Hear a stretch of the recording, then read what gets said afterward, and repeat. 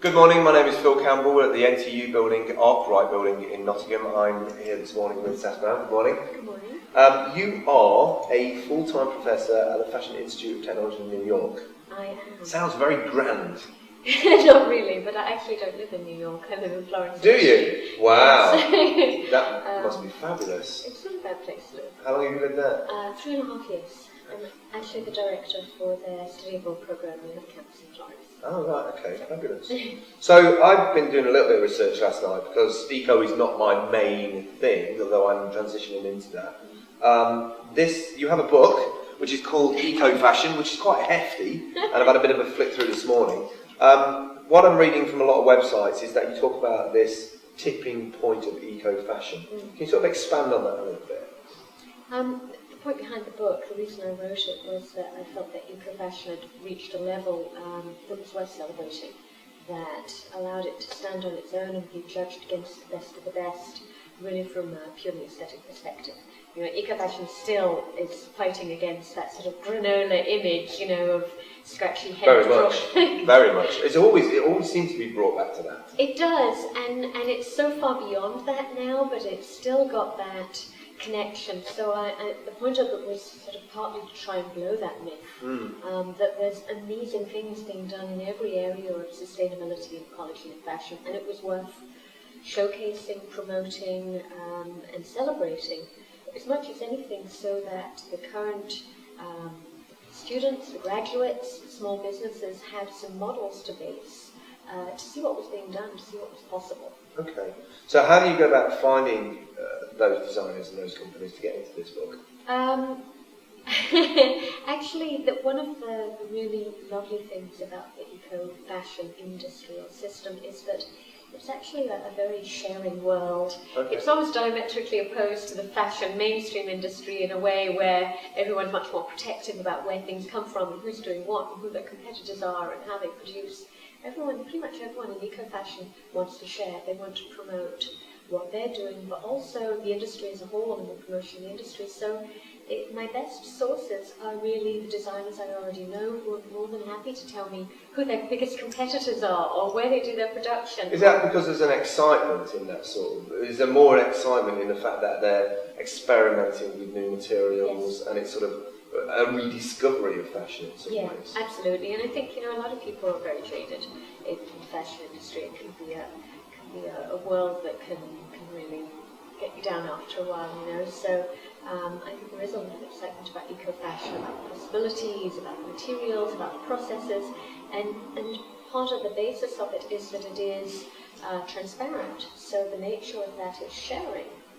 So which, from a sort of advertising base of getting your stuff out there as a fresh new designer is massive, isn't it? Having those connections of being able to share your processes. Absolutely, yes. So quickly, for people who don't know, can you define what you mean by eco-sustainable fashion?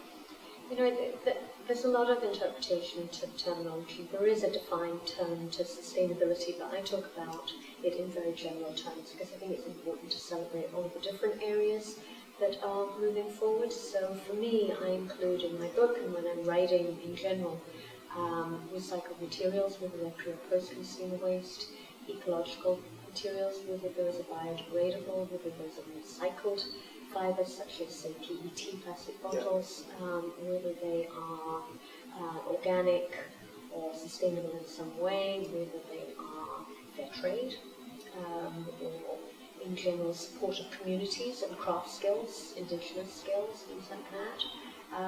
I also in the book talk a little bit about new models because I think it's really important to talk about business models, not just product. And a lot of things that are being done that are really interesting. The fashion system is a system that's been going a long time. I mean, it's built on the premise of mass production. Right. It's really on the Ford model of production. Piecework, production of small-scale, repetitive tasks. Doing everything as quickly as you can to get the maximum production numbers out, time and scale, and all that kind of stuff. So the entire system is wasteful. It's not ecological, and So the system itself is in the process of being reviewed, how different parts of that production puzzle are being done. So it's important to look at companies that are doing different things with their production and different things with their business models, not just the fabrications of their product. Has that come on a lot since it started? It's coming. You know, there are some companies that base their entire businesses on just challenging the system. Yes. And then there are a lot of designers that are, you know, starting their business based on the existing system and then finding out that some things just simply don't work for them. And so en masse, the industry is going through its learning curve of which parts of the industry fit into what parts of the system and which ones need new systems evolving. I find it really interesting that I see it a lot in technology, and it seems to be being across the board, the people who want to be environmentally more sustainable and more environment, they're being the catalyst for change through fashion and technology. Another question I wanted to ask you, how did you get started in sustainable fashion? Thanks. I guess I think my introduction to it, I've been a designer my entire life, so and I've always had a certain amount of just innate ecology for whatever reason. So when I had my own label, I was always recycling my materials, my scraps, my paper, all that kind of stuff. I mean, minor things, but nevertheless things that weren't really done very much. Yes. When I started teaching at 19, about 12 years ago now, I think, they sent me quite quickly to an international conference in Rio in Brazil to represent them at an international textile conference. And I was speaking about technology and textiles, I think, at the time. But just by pure chance, I happened to read an article, I think it was in Elle magazine, about Carlos Miele, who is one of Brazil's most important designers. And the article was about how he was working with women's cooperatives in Brazil. So I contacted the show that I was going to be, the exhibitors that I was there for, and asked them if they could put me in touch with Carlos and the cooperative. And everything just went from there. I spent sort of the next 5 years of my life travelling to and fro the cooperative that he works with, called Copahaka, and volunteering with them, originally doing, you know, anything that would help, from helping them calculate volumetric weight on international shippings to answering emails in English for them, to you know, developing our trust over the years and working with them on a creative basis. Sounds like he was a bit of a visionary, sort of where he was going to. Well, in actual fact, my connection was ultimately really with the cooperative and not so much with Carlos. Carlos has worked with many different cooperatives in the past. But my connection was really through this particular cooperative in Rio, Copahaka, because they were doing amazing work and they blew me away, and it sort of started a whole process of working with other cooperatives, predominantly in Latin America, to teaching workshops for small businesses and graduates, and advising in general.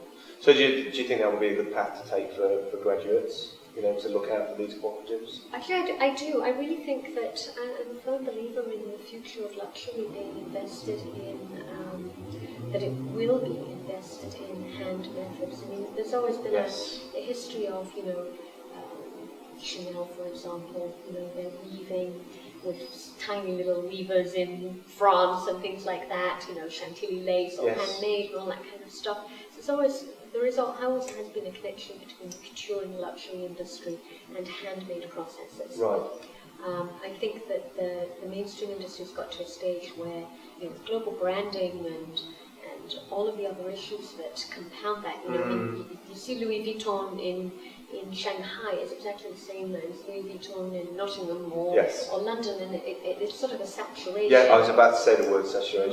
Probably more than sort of a saturation, actually. So I think that one of the few forward paths the luxury industry has to reinvest meaning and heritage into their brands is to work and to partner with traditional skills. So I'm a firm believer in the future of luxury being something that will partner more and more with cooperatives and sustainable development as a means of adding value to their brands. Fantastic. And finally, last question, and you've just really touched on it there. What challenges are faced in integrating sustainability into fashion education, do you think? I think it depends on the system that you're part of. There are many school systems at University of New York, CUNY systems, equivalents in the UK and around the world that have quite hierarchical forms of making curricular changes. And if that's the case, it can be quite a long-term and laborious process to make changes in curriculum. So it depends upon the freedom within the curriculum, right, and the system that you're involved in.